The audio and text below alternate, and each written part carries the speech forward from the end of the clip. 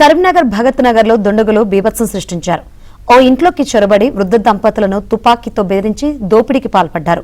దంపతులపై దాడి చేసి 20 లక్షలు 50 తులాల బంగారం ఎత్తుకెళ్లారు.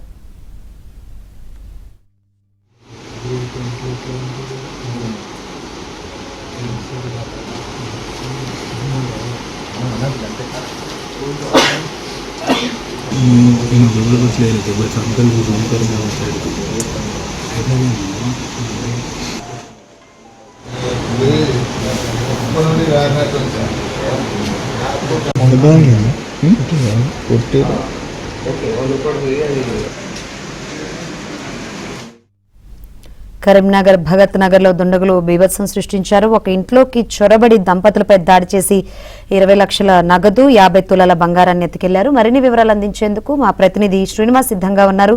శ్రీనివాస్, శంకరి, అర్ధరాత్రి దొంగలు బీభత్సం సృష్టించారు. కరీంనగర్ లోని భగత్ నగర్ లో దాదాపు 50 తులాల బంగారం, 21 లక్షల నగదు ఎత్తుకెళ్లారు. అయితే ఇది కొంత తెలిసిన వారి పని అని అయితే వారు ఆరోపిస్తున్నారు. అంటే బాధితులు అయితే ఆరోపిస్తున్న పరిస్థితి కనిపిస్తోంది.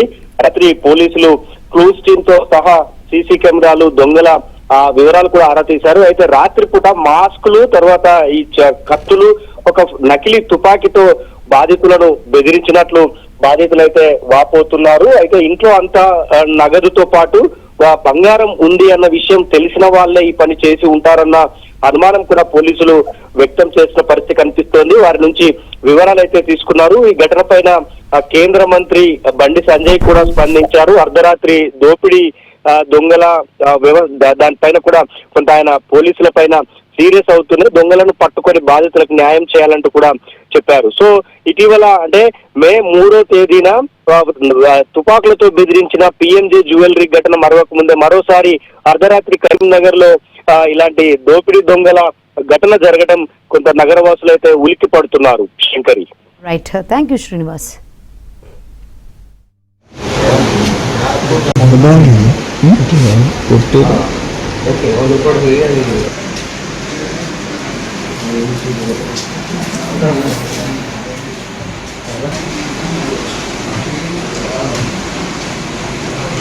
చూడండి.